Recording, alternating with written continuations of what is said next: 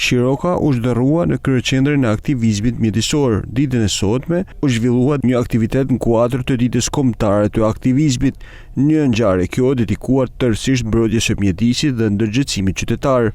Ky aktivitet u organizua në kuadër projektit të njohur Grinal, mbështetur nga ambasada suedeze, duke bërë bashkë përfaqësues të institucioneve publike, organizata të shoqërisë civile, si dhe 10 aktivistë. Hera e parë që në fakt dita kombëtare e aktivizmit vjen në një qytet përveç Tiranës, sepse është për 8 vite rresht është zhvilluar në Tiranë dhe është viti 9 që realizohet, por tashmë po realizohet në Shkodër.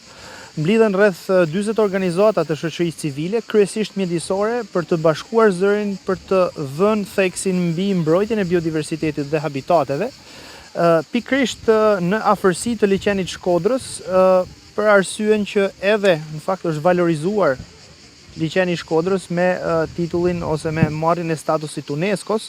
Përmes kësaj nisme, ambientalistët apeluan për më shumë kujdes ndaj natyrës, duke treguar se ndryshimi i madh mjedisor fillon nga ndërgjegjësimi dhe angazhimi i secilit.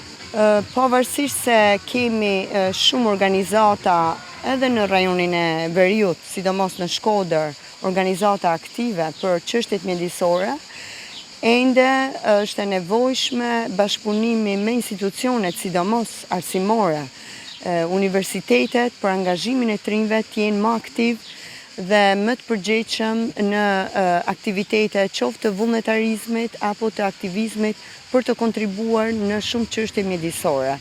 Sepse kështu ne edukojmë, por edhe kemi qytetarë më të përgjegjshëm për të mbrojtur mjedisin. 10 të rinj aktivistë u bën pjesë një aksioni masiv për pastrimin e bregut të liçenit të Shkodrës, një nga pasuritë më të çmuara natyrore të zonës, e cila shpesh vuan nga dora e papërgjegjshme e njerëzit.